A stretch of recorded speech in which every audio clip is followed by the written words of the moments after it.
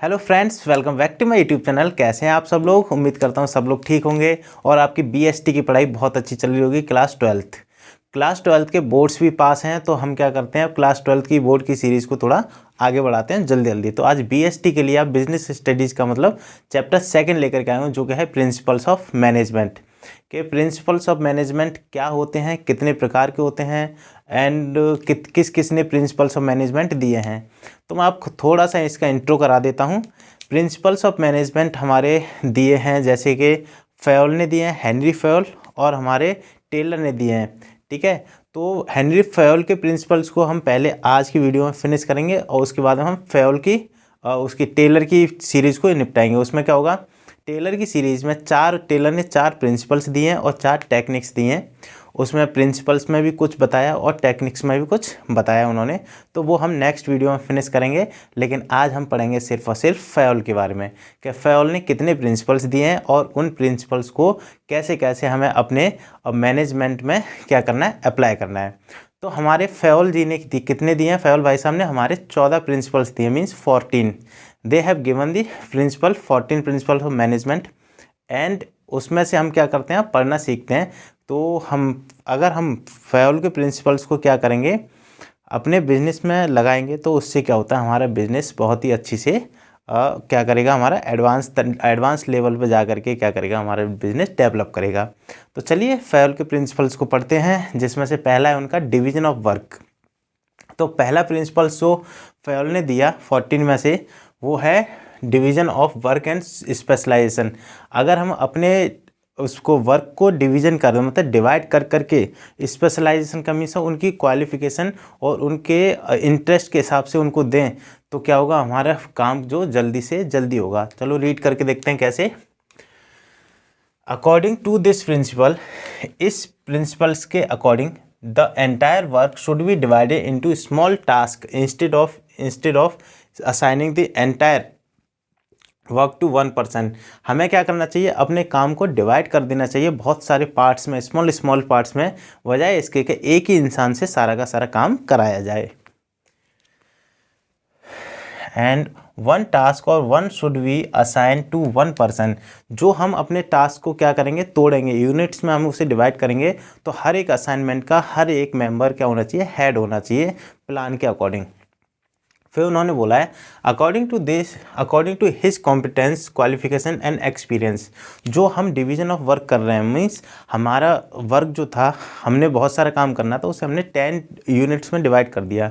10 units में divide करने के बाद उसी काम को 10 क्या करने चाहिए, हमें उस काम के हेड बनाने चाहिए, और उस हेड को हमें तब बनाना चाहिए उसकी क्वालिफिकेशन और उसके एक्सपीरियंस के हिसाब से। जो उसकी क्वालिफिकेशन है और उस आदमी का जो हेड बना रहे हैं, हम मेन मैनेजर बना रहे हैं या सब ऑर्डिनेट बना रहे हैं, उसके हिसाब से क्या होना चाहिए, उसकी क्वालिफिकेशन होनी चाहिए, उसे एक्सपीरियंस भी होना चाहिए क्या करने का, काम करने का।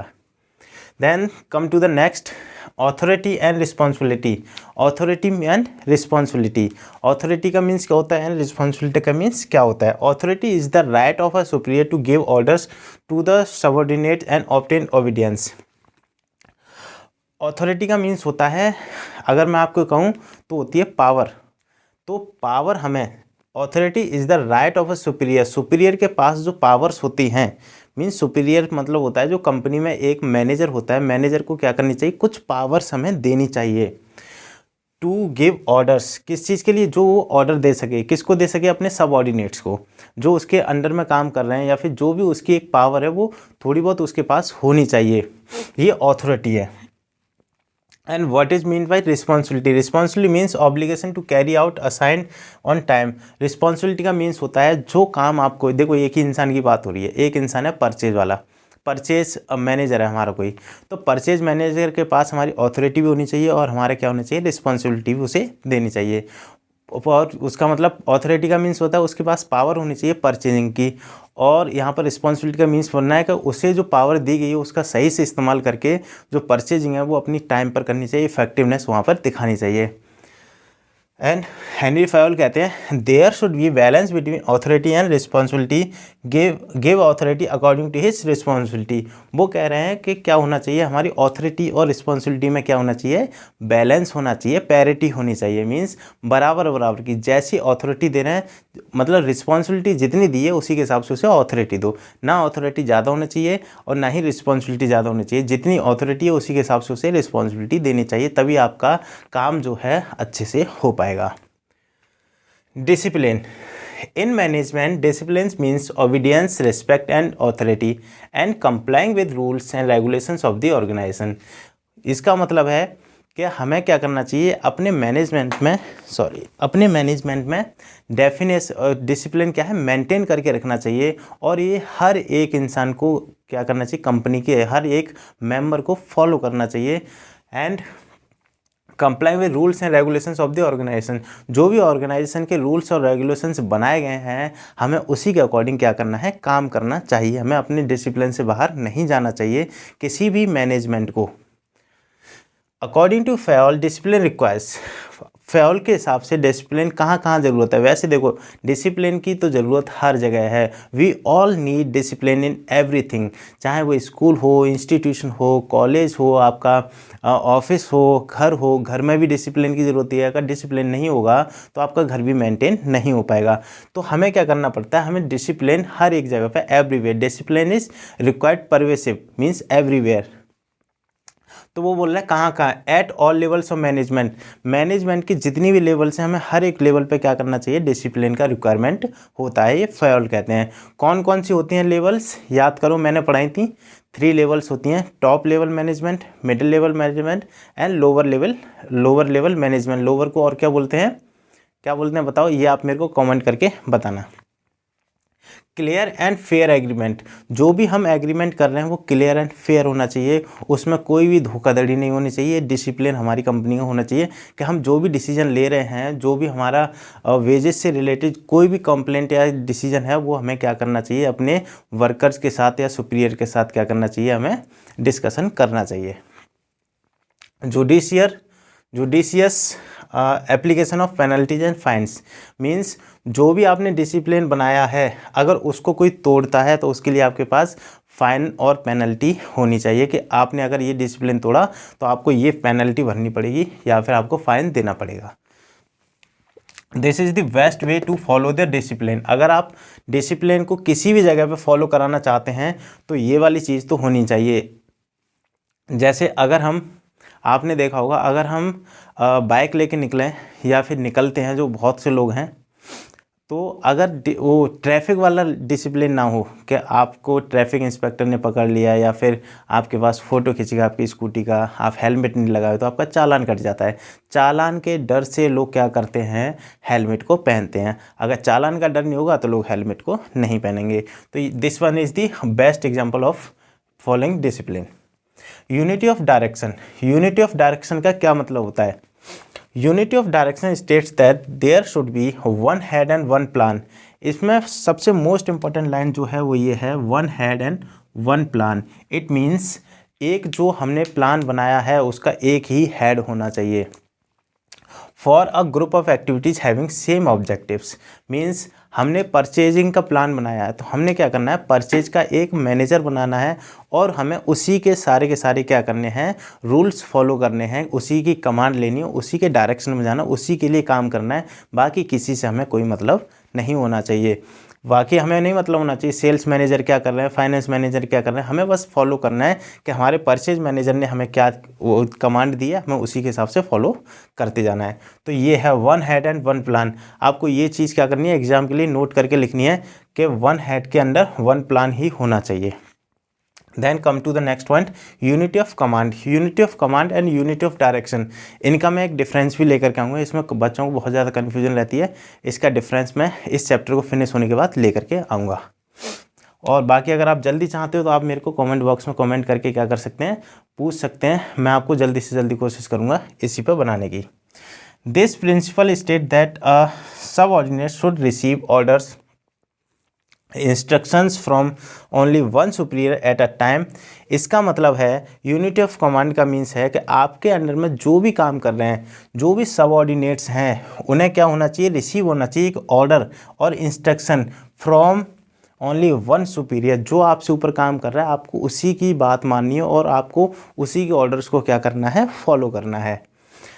And that subordinate should be accountable only that superior. और जो आपके अंडर में काम कर रहे हैं उनको बस यही हक है कि वो क्या करें, आपको ही, उनके राइट्स ही बनते हैं, वो आपको क्या करें, बस आपको ही फॉलो करें, आपके ही रूल्स को फॉलो करें, और जो भी उनके पास प्रॉब्लम हो वो आपको बताएं जा करके। मीन्स आपकी कंपनी में कोई सुपीरियर है तो इसमें यूनिटी ऑफ कमांड में मीन्स होता है उसके अंडर में जितने लोग काम कर रहे हैं उनको सिर्फ और सिर्फ उस सुपीरियर की बात माननी है, और उन सबऑर्डिनेट्स को अगर कोई दिक्कत है तो वो जा करके उस सुपीरियर को बात करेंगे, उस सुपीरियर से अपनी बात को शेयर करेंगे। ये है यूनिटी ऑफ कमांड की बात। तो ये होते हैं हमारे अभी 5, और तब तक आप इनको रिवीजन करो एंड आप इनके स्क्रीनशॉट लो। मैं बस यूँ गया 1 मिनट में, और बाकी के प्रिंसिपल्स ऑफ मैनेजमेंट जितने अभी लेकर के आ सकता हूँ उतने लेकर के आता हूँ, बस 1 मिनट।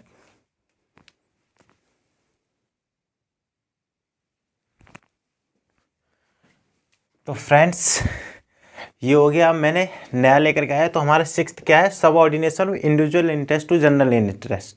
इसका मतलब क्या है, the interest of the organisation should take priority over the interest of any individual. Means जो भी आपका इंडिविजुअल हो रहा है इंटरेस्ट, आपको जो भी प्रॉफिट हो रहा है, अगर आपके प्रॉफिट से आपके ऑर्गेनाइजेशन को लॉस हो रहा है या आपके ऑर्गेनाइजेशन को प्रॉफिट नहीं हो पा रहा है, तो आपको अपने प्रॉफिट को क्या करना पड़ेगा, लेस करना पड़ेगा। किसके आगे, प्रायोरिटी हमें ऑर्गेनाइजेशन की देनी पड़ेगी प्रॉफिट की। जैसे एग्जांपल के बात बताता हूँ, ए एंड बी। ए हमारे परचेज मैनेजर हैं, बी हमारे सेलर हैं। ये क्या करते हैं, हमारे सेल करते हैं मार्केट में। ये काम करते हैं अपनी ऑर्गेनाइजेशन का नाम मान लेते हैं हम एम के लिए काम करते हैं। ये हमारे परचेज मैनेजर हैं, एम के लिए काम करते हैं। ये सप्लायर हैं, सेलर मीन्स सप्लायर, ये बस मार्केट में सप्लाई करते हैं, ये सप्लायर हैं। लेकिन जो सप्लायर है परचेज को क्या चाहिए, परचेज मैनेजर को कुछ चाहिए। जैसे हम मान लेते हैं इनको क्या रॉ मटेरियल चाहिए, इनको रॉ मटेरियल चाहिए। अब क्या इनका रॉ मटेरियल ख़त्म हो रहा है, ठीक। तो अब क्या हुआ, ये मार्केट में गए, अब इन्हें पता चला कि रॉ मटेरियल जो ये भी सप्लाई करते हैं, लेकिन ये क्या है, इनके जानने वाले हैं, इनके ब्रदर हैं बी। परचेज मैनेजर के बी कौन है, ब्रदर हैं, ठीक है।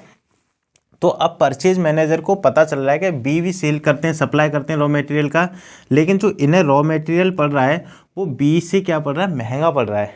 और मार्केट में और भी हैं सी डी ई, ये भी सप्लायर हैं, ठीक। लेकिन हमें क्या पड़ रहा है, ये जो डी है, डी से 1 रुपया सस्ता पड़ रहा है या 2 रुपये सस्ता पड़ रहा है, 100 रुपये हमें क्या पड़ रहा है, सस्ता पड़ रहा है। जो रॉ मटेरियल है वो बी महंगा दे रहे हैं और सी डी क्या कहते हैं, सस्ता दे रहे हैं। अब आपको, अब जो ए है परचेज मैनेजर, ये ऑर्गेनाइजेशन के लिए काम करता है ना एम, तो अब इन्हें यहाँ पर पर्सनल इंटरेस्ट नहीं देखना है क्या, ए अपने भैया से ही या अपने ब्रदर से ही क्या करें, चीज़ खरीदें, रॉ मटेरियल खरीदें। इससे क्या होगा, कंपनी को लॉस हो जाएगा, क्योंकि सेम चीज़ जो हमारी डी से है वो सस्ती पड़ रही है। समझ में आ रहा है, रॉ मटेरियल डी से हमें क्या पड़ रहा है, थोड़ा सस्ता पड़ रहा है, बी से हमें महंगा पड़ रहा है। लेकिन ए के रिश्तेदार हैं बी, तो ए तो बी से ही खरीदना चाहेंगे, लेकिन यहाँ पर ऐसा नहीं करना है। हमें अपनी ऑर्गेनाइजेशन, पहले हमें अपनी ऑर्गेनाइजेशन का इंटरेस्ट देखना है कि हमारी ऑर्गेनाइजेशन को फ़ायदा किस चीज़ में हो रहा है। हमारी ऑर्गेनाइजेशन को फ़ायदा डी से हो रहा है, तो हमें इनसे प्लानिंग क्या करनी पड़ेगी, कैंसिल करनी पड़ेगी, हमें इनके साथ जाना पड़ेगा। ये दे रखा है subordination of individual interest to general interest. Means जहाँ पर ऑर्गेनाइजेशन का इंटरेस्ट, आपके इंटरेस्ट को क्या करना चाहिए, प्रायोरिटी देना चाहिए। आपका इंटरेस्ट क्या होना चाहिए, आपके ऑर्गेनाइजेशन इंटरेस्ट से कम रहना चाहिए। अगर आपको इंटरेस्ट हो रहा है और आपकी ऑर्गेनाइजेशन को इंटरेस्ट से क्या हो रहा है, लॉस हो रहा है, तो आपको ऐसा इंटरेस्ट नहीं करना चाहिए। आपको अपनी ऑर्गेनाइजेशन के साथ कैसा रहना चाहिए, फेयर रहना चाहिए। तो इसका मतलब है ये। फिर दे रखा है remuneration of employees. Employee remuneration का मीन्स होता है सैलरी एंड वेजेस। जो भी आप सैलरी देते हैं या वेजेस देते हैं मतलब जो भी आप तनख्वाह या फिर आप क्या कर रहे हैं डेली उन्हें वो दे रहे हैं wages. The remuneration payable to the employee should be fair. जो आप उन्हें सैलरी दे रहे हैं वो कैसी होनी चाहिए, फेयर होनी चाहिए, इक्विटेबल होना चाहिए। मीन्स आप ऐसा नहीं कि कम दे रहे हैं, आपके कंपनी ए है और कंपनी बी है, आपके एम्प्लॉय जो काम कर रहे हैं वो भी 8 आवर्स काम कर रहे हैं, इनके एम्प्लॉय भी 8 आवर्स काम कर रहे हैं, ठीक है, सेम पोस्ट है, पता चल रहा है आप इन्हें सिर्फ सैलरी दे रहे हैं 20,000 और वहीं पर ये वाला जो बंदा है ये सैलरी दे रहा है 25,000। तो क्या होगा, यहाँ पर फेयर नहीं है, इक्विटेबल नहीं है। वो क्या करेगा, आपके पास ट्रस्ट कम रह जाएगा, वो यहाँ से स्विच करके यहाँ पर चला जाएगा, ठीक है। तो आपको ऐसा भी नहीं करना है। Then and reasonable so as to give maximum amount of सब सेटिस्फैक्शन। हमें कुल मिला के है कि हमें एम्प्लॉयज़ को ऐसी सैलरी देनी है कि वो दूसरी तरफ ना देखें, उन्हें भेदभाव नज़र ना आए। पता चल रहा है कि 8 घंटे आपका कोई ए काम कर रहा है, 8 घंटे आपका बी काम कर रहा है और ए को सैलरी ज़्यादा दी जा रही है, बी को सैलरी कम दी जा रही है, ऐसा नहीं है। यहाँ पर फेयर होना चाहिए सॉरी, फेयर और इक्वल सैलरी अमाउंट देना चाहिए। हाँ, अगर आपको किसी को लगता है कि कोई बंदा काम ज़्यादा कर रहा है तो उसको सैलरी एक्स्ट्रा देनी चाहिए, कोई एक्स्ट्रा एफर्ट्स लगा रहा है अपने, ओवर टाइम कर रहा है तो उसको ओवर टाइम के हिसाब से दो। ऐसा नहीं पता चल रहा है कि ओवर टाइम भी कर रहा है कोई बंदा और उसको सैलरी उतनी दी जा रही है जितना कि एक रेगुलर बेस पर काम करने वाला, तो नहीं होना चाहिए। इक्विटेबल एंड फेयर होनी चाहिए, रीजनेबल, जिससे कि आपके एम्प्लॉयज़ को सेटिस्फैक्शन मिले, इतनी सैलरी होनी चाहिए उसके काम के हिसाब से, उस जो काम कर रहा है उसके हिसाब से उसके पास सैलरी होनी चाहिए, तो उसको सेटिस्फैक्शन होगा तो वो क्या करेगा, अपना काम अच्छे से करेगा, जिससे क्या होगा, हमारी ऑर्गेनाइजेशन को भी सेटिस्फैक्शन मिलेगा। ऑर्गेनाइजेशन को भी क्या मिल जाएगा, फिर सेटिस्फैक्शन मिलेगा। वो अपना काम ऑर्गेनाइजेशन के लिए क्या करेगा, फेथफुली करेगा। Then centralisation and decentralisation. Centralisation का मीन्स होता है पावर किसी एक हाथ में रहना, सारी पावर किस पर, टॉप लेवल्स पर रहना। Centralisation means the concentration of authority at all levels of management on the, means जितनी भी ऑथोरिटी है, जो पावर लेने, डिसीजन लेने की जो पावर है, रिस्पॉन्सिबिलिटी है, वो सारी की सारी किसकी है, टॉप लेवल्स की है। ऑल लेवल्स, टॉप, मिडिल और लोअर लेवल्स की है, बाकी किसी के हाथ में कुछ नहीं है। जो भी आपकी पावर्स हैं वो सेंट्रल में है, मीन्स डिवीजन ऑफ पावर्स नहीं हुआ है इसमें। Centralisation means, decentralisation means sharing of authority and at all the levels of management. Centralisation का मीन्स क्या होता है, सारी पावर टॉप लेवल पर रहना। डिसेंट्रलाइजेशन का मीन्स होता है ऑथोरिटी, यानी पावर्स को क्या कर देना, बांट देना हल्के हल्के। जैसे टॉप लेवल ने जो प्लान बनाया, अपनी ऑथोरिटी बांटी किसको, मिडिल लेवल को, तो उन्होंने अपनी रिस्पॉन्सिबिलिटी बांटी ना मिडिल लेवल को, तो अपनी ऑथोरिटी भी बांट दी उनको। फिर मिडिल लेवल वाले ने अपनी रिस्पॉन्सिबिलिटी लोअर लेवल को बांटी, तो उसने ऑथोरिटी भी बांट दी। मीन्स रिस्पॉन्सिबिलिटी के साथ जिसको आप दे रहे हो उसे ऑथोरिटी भी दे रहे हैं डिसीजंस लेने की। तो ये है डिसेंट्रलाइजेशन। इसमें मीन्स होता है सबका साथ सबका विकास वाली बात, सबके पास पावर होगी, इसमें सिर्फ और सिर्फ पावर एक के हाथ में होगी सेंट्रलाइजेशन में, और डिसेंट्रलाइजेशन में हर एक स्टेज पर पावर बटी हुई होगी। फिर आता हमारा स्केलर चेन। स्केलर चेन का इससे लिख लो इम्पोर्टेंट, आप इसके ऊपर इम्पोर्टेंट लगा लो, इसमें से 100% आना ही आना है आपका, किसमें, बोर्ड्स में आएगा 12th क्लास के, जिसमें से आपका ये वाला टॉपिक आएगा। कैसे, स्केलर चेन क्या होता है, स्केलर चेन होता है एक इन्फॉर्मेशन चेन में जाना, मीन्स टॉप टू बॉटम, जो भी आपकी वो है इन्फॉर्मेशन है वो कहाँ से वो करेगी, फ्लो करेगी, हाईएस्ट टू लोवेस्ट रैंक करेगी, ठीक है। Director, CEO, director, manager, subordinates, फिर आपके एम्प्लॉयज़ तक, ऐसे करके इन्फॉर्मेशन फ्लो करेगी। अब हमारा इसमें आता है एक प्लान आता है गैंग प्लैंक, इसे क्या बोलते हैं, गैंग प्लैंक। ये क्या करता है, देखो, it is a shorter route which permits to persons to communicate with each other in emergency case. अगर इमरजेंसी केस होता है तो आपको जो लेवल थी हमारी, कौन सी, टॉप लेवल से हमारी हाईएस्ट लेवल से लोवेस्ट लेवल तक जा रही थी, वो वाली चीज़ फॉलो हो रही थी इन्फॉर्मेशन, वो क्या हो जाता है, यहाँ पर टूट जाती है। कैसे, ये है एम, ये हमारी फ्लो हो रही हैं, यहाँ ए है, यहाँ बी है, ये सी, देन डी, ई, एफ, जी, एच, ये है, ये डायरेक्टर हैं हमारे, ठीक है। यहाँ से इन्फॉर्मेशन जाएगी तो यहाँ पर जाएगी, ये हमारे सीईओ हैं, इन्फॉर्मेशन ऐसे फ्लो होगी, यहाँ से डायरेक्टर के पास जाएगी, फिर मैनेजर के पास, फिर सबऑर्डिनेट्स के पास, फिर वर्कर्स के पास फ्लो हो रही है ऐसे करके हमारी पावर। फिर हमारी इन्फॉर्मेशन ऐसे जा रही है, हमारी इन्फॉर्मेशन ऐसे फ्लो होती है, तो इसे जाने में काफ़ी टाइम लग जाता है। अब ये जो है हमारा, ये क्या है, ये हमारे परचेज मैनेजर है, और ये हमारे कौन है, सेल्स मैनेजर है। ये परचेज मैनेजर है और ये सेल्स मैनेजर है। तो गैंगप्लैंक कहता है कि इन इमरजेंसी केस, अगर भाई देखो क्या दिया है, इमरजेंसी केस, अगर यहाँ पर कोई इन्फॉर्मेशन है इनके पास और इन्हें इनसे बात करनी है, तो पहले इन्हें इन्फॉर्मेशन इन्हें देनी पड़ेगी इस रूल के हिसाब से। तो स्केलर चेन फिर इनके पास जाएगी, फिर इनके पास जाएगी, फिर इनके पास, फिर इनके पास जाएगी। इस केस में क्या हो जाता है, बहुत ज़्यादा टाइम लग जाता है ना।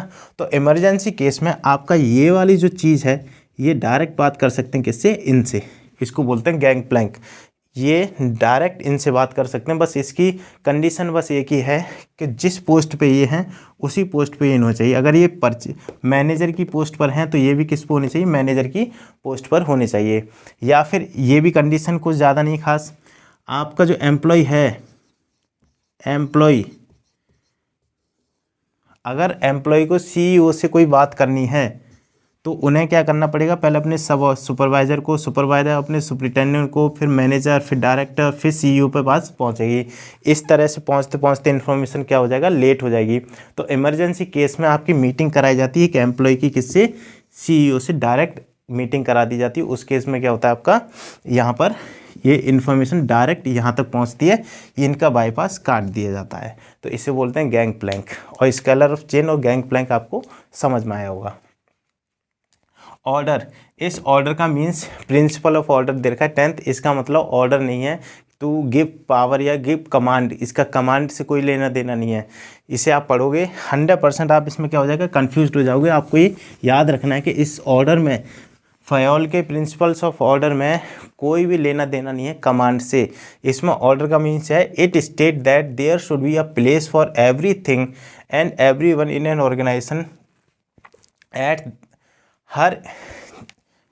हर एक इंसान की, हर एक चीज़ की एक जगह होनी चाहिए किसमें, एक ऑर्गेनाइजेशन में। एंड थिंग्स एज और person should be found and in its और हिज अलॉटेड प्लेस। जो जगह जिस चीज़ को या जिस इंसान को दी गई है ऑर्गेनाइजेशन में, वो चीज़ वहीं मिलनी चाहिए। जैसे कि हम कहते हैं, हमने कहा परचेज मैनेजर, परचेज मैनेजर, इन्हें हम परचेज मैनेजर क्यों कह रहे हैं, क्योंकि ये मैनेजर हैं किस चीज़ के लिए, परचेज करने के लिए। अब पता चल रहा है इन्हीं से सुपरवाइजरी और कराई जा रही है, सुपरवाइजरी, ठीक है। तो इन्हें परचेज करने के जैसे जैसे ये फ्री होंगे ये सुपरवाइजरी पे लग जाएंगे, सुपरवाइजरी से फ्री होंगे ये यहाँ पर लग जाएंगे। इस तरह से क्या होगा, कंफ्यूज हो जाएंगे बहुत सारे। अब कोई परचेज मैनेजर से काम बात करने आया और परचेज मैनेजर हमारे क्या कर रहे हैं, सुपरवाइजरी लेवल पर काम कर रहे हैं, तो इससे क्या होगा, यहाँ से यहाँ तक जाने में जो टाइम वेस्ट होगा, फिर यहाँ से यहाँ तक आने में जो टाइम वेस्ट होगा, प्लस इनका जो काम है वो भी अच्छे से हो नहीं पाएगा। इनकी क्या इफ़ेक्टिवनेस है, क्या एफिशिएंसी हमें पता नहीं चल पाएगी। ये किस चीज़ में स्पेशलाइज्ड है ये भी हमें पता नहीं चल पाएगा। तो इस ऑर्डर का मतलब है कि जो इंसान जिस पोस्ट के लायक है उसे वहीं पर लगना चाहिए, और जो पोस्ट उसे दी गई है वो क्या होनी चाहिए, उसकी फिक्स्ड प्लेस होनी चाहिए। देन सेकेंड थिंग इज़ कि एक कंपनी है, उसमें अलग अलग डिपार्टमेंट्स हैं, ठीक, अलग अलग डिपार्टमेंट्स हैं। अब क्या है, हम कह रहे हैं कि हमारा जो फिनिश्ड गुड होता है, फिनिश्ड गुड मीन्स गुड बनने के बाद, फिनिश्ड गुड, फिनिश्ड गुड्स हमारा यहाँ पर रखा जाता है, ठीक है। अब हमारा फिनिश्ड गुड है वो यहाँ पर रखा गया है। अब हमारी कंपनी, हमें सबको पता होना चाहिए फिनिश्ड गुड यहाँ पर आएगा। अगर हम इसकी प्लेस को क्या करते रहेंगे, मिसमैच करते रहेंगे, कभी यहाँ पर, कभी यहाँ पर, कभी यहाँ पर, तो इसे ढूंढने में टाइम लगेगा। इसमें बस यही कह रखा है, it state that there should be a place for everything and every person in organisation. Person means मैंने अभी जो बताया था, मैनेजर वाली बात जो थी, और थिंग का मीन्स ये वाली चीज़ कि हर एक इंसान की और हर एक चीज़ की क्या होनी चाहिए, एक फिक्स्ड प्लेस होनी चाहिए, वो चीज़ वहीं मिलनी चाहिए। इससे हमारी कंपनी इफ़ेक्टिवनेस आती है, plus it gives efficiency also. तो आई होप आपको इतना समझ में आया होगा। बस आप मेरे को 1 मिनट और दीजिए, हमारे 4 प्रिंसिपल्स और बचे हैं, बस यूँ गया और यूँ आया। हाँ तो गाइस, अब हमारा नेक्स्ट है 11th, equity. What do you mean by equity? Equity से आप क्या समझते हैं? देखो, this principle suggest that manager should be fair and impartial while dealing with the subordinates. There should not be discrimination on the basis of religion, caste, language and gender. अगर आपके organisation में काम हो रहा है तो आपको बिल्कुल भी डिस्क्रिमिनेट नहीं करना है, किसी में भेदभाव नहीं करना है। फेयर एंड पार्शियल आपको क्या करना है, उनमें रखनी है आपको, जिससे कि subordinates, there should not be discrimination, उन्हें किसी भी बेसिस पे आपको भेदभाव नहीं करना है। कि आपकी, अगर आपकी कंपनी में कोई मैनेजर लड़की है या फिर आपकी कंपनी में कोई इंसान किसी पोस्ट पर है, तो आपको ये नहीं कहना है कि ये तो ह्यूमन है या फिर ये हमारी पोस्ट के लायक कैसे हो गया। आपको जेंडर, रिलीजन, कास्ट, इनके ऊपर आपको डिस्क्रिमिनेट नहीं करना है ना। आपको क्या करना है, बस उनको देखना है क्या वो, उनकी एबिलिटी देखो, कैपेबिलिटी देखो, क्या वो एबल हैं, है ना, कैपेबिलिटी है उनकी, क्या वो इस पोस्ट के लायक हैं। अगर हैं तो आपको क्या करना है, उनका कहा मानना है। मैनेजर को क्या करना चाहिए, हमें ये नहीं देखना चाहिए, फेयर एंड इम्पार्शियल क्या करना चाहिए, डिसीजन लेना चाहिए। किसको? मैनेजर को। मैनेजर को बिल्कुल भी डिस्क्रिमिनेट नहीं करना चाहिए अपने एम्प्लॉयज़ को on the basis of religion, caste, language, gender. किसकी कैसी लैंग्वेज है, क्या कास्ट है, क्या रिलीजन है, क्या जेंडर है, इसके बेस पर आपको डिस्क्रिमिनेट नहीं करना है अपनी ऑर्गेनाइजेशन में। अगर आप ऐसा डिसीजन, अगर आप फेयर एंड इम्पार्शियल डिसीजन लोगे तो आपकी ऑर्गेनाइजेशन क्या करेगी, जल्दी से जल्दी डेवलप करेगी। देन फेयल कहते हैं stability of tenure of personnel. Stability of tenure of personnel का मीन्स है कि हमें हर एक इंसान को, this principle state that employees once selected should be kept at the post और position for a minimum fixed period of time. इसका मतलब है कि अगर हमने किसी को सेलेक्ट कर लिया है किसी पोजीशन के लिए, पोस्ट के लिए, तो हमें कम से कम उसे जॉब सिक्योरिटी के तौर पर कुछ दिन तो देने ही पड़ेंगे। कुछ दिन का मीन्स महीने, 4 मंथ्स या फिर 6 मंथ्स हमें क्या देने हैं उसे, अपने उसका काम करने का तरीका अलग हो सकता है। देखो, हर एक इंसान का काम करने का तरीका अलग होता है। मैं भी पढ़ा रहा हूँ, आप पढ़ रहे हो, कोई और भी पढ़ा रहा होगा तब भी आप पढ़ रहे हो। पढ़ने का क्या होता है, तरीका भी अलग होता है और पढ़ाने का तरीका भी अलग होता है। किसी को दिन में पढ़ना पसंद है, किसी को रात को पढ़ना पसंद है। अब हम ये कहें कि दिन में पढ़ने वाला कभी तरक्की नहीं करेगा, या फिर ये कहें कि रात में पढ़ने वाला कभी तरक्की नहीं करेगा, ये गलत है। हर किसी की कैपेबिलिटी अलग है, सोच अलग है, समझ अलग है। वो क्या होता है, उसे थोड़ा टाइम चाहिए। हम कहें ये दिन में पढ़ता है, सक्सेस नहीं होता, नहीं, टाइम दो आप, वो भी सक्सेस होगा। हम कहें ये रात को ज़्यादा पढ़ता है, ये सक्सेस नहीं हो पाएगा, नहीं, उसे भी टाइम दो, वो भी सक्सेस होगा। तो हमें क्या करना है, टाइम देना है। मीन्स हर एक चीज़ को हमें फिक्स्ड पीरियड के लिए थोड़ा टाइम देना पड़ता है। तो इस केस में अगर हमने किसी को अपनी एक सेलेक्ट किया है किसी एक पोजीशन के लिए, तो हमें उस पर्सन को क्या देना है, टाइम देना है, जिससे कि उसकी कैपेबिलिटी, इफेक्टिवनेस क्या है, उभर करके आए, अच्छे से आए, है ना। इसमें हमें जल्दी से जल्दी ट्रांसफ़र नहीं करना है।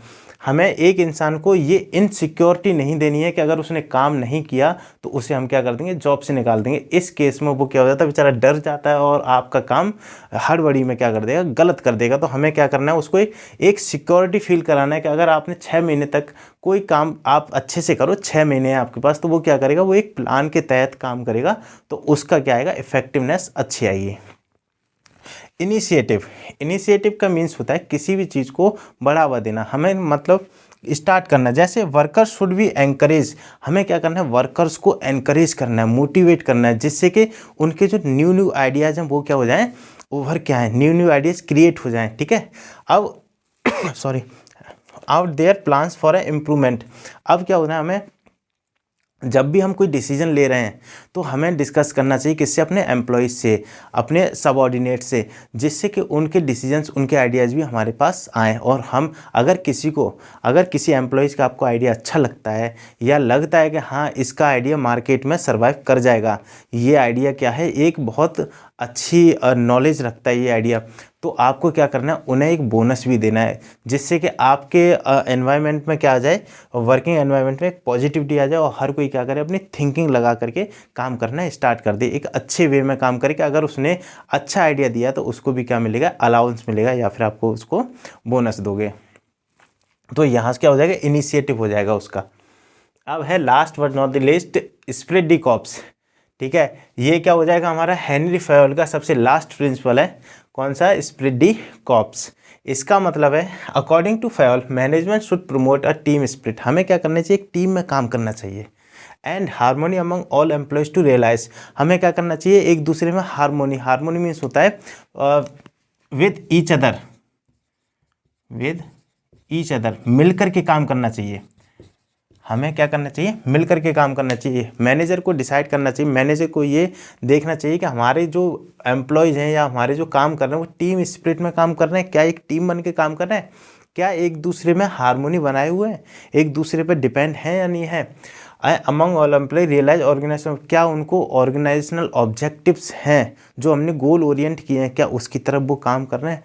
हमें टीम में काम करना है, ये प्रमोट करता है कौन, spirit D corps. Spirit D corps कौन क्या कहते हैं, फयोल कहते हैं। स्पिरिट डी कॉर्प्स में हमें क्या करना चाहिए, काम करना चाहिए, टीम वर्क की तरह हमें काम करना चाहिए। हमें एक टीम बना करके काम करना चाहिए, किस लिए, ऑर्गेनाइजेशनल ऑब्जेक्टिव्स को अचीव करने के लिए। तो गाइस यहाँ पर हमारे क्या होते हैं, फिनिश होते हैं हेनरी फयोल के प्रिंसिपल्स। जानता हूँ वीडियो थोड़ी लंबी हो गई है, पर कोई नहीं, आपके 12th के बोर्ड्स हैं तो आपको क्या करना है, वो काफ़ी डिटेल में पढ़ना है। मैंने आपको ये लिखने की भी दी है, आपको ये चीज़ लर्न कर लेना या समझ लेना, तो एज इट इज़ आप क्या कर सकते हैं, आप पेपर में लिख करके आ सकते हैं। आपको कोई बुक कहीं से कुछ देखने की ज़रूरत नहीं है, बस नोट्स बना लेना, इसी को छाप लेना, सेम टू सेम लिख लेना या स्क्रीनशॉट ले लेना। तो अब हम नेक्स्ट वीडियो में करेंगे टेलर के प्रिंसिपल्स एंड टेलर की टेक्निक्स। तो और आपको इसका रिवीजन करना है, और अगर आपको कोई भी प्रिंसिपल समझ में नहीं आया तो कमेंट बॉक्स में क्या कर सकते हैं, मेरे लिए कमेंट छोड़ देना, मैं तुरंत रिप्लाई दूंगा। आप मेरे को इंस्टाग्राम पर भी फॉलो कर सकते हैं, विवेक चौहान 1980, ठीक है। तो इस पे इंस्टाग्राम पे इंस्टाग्राम पे मुझे फॉलो कर सकते हैं, वहाँ पर मैं आपको रिप्लाई और जल्दी दूंगा। और कमेंट में भी मेरे को कोई भी डाउट हो तो आप भेज सकते हैं। तो मिलते हैं नेक्स्ट वीडियो में, तब तक के लिए जय हिंद, जय भारत।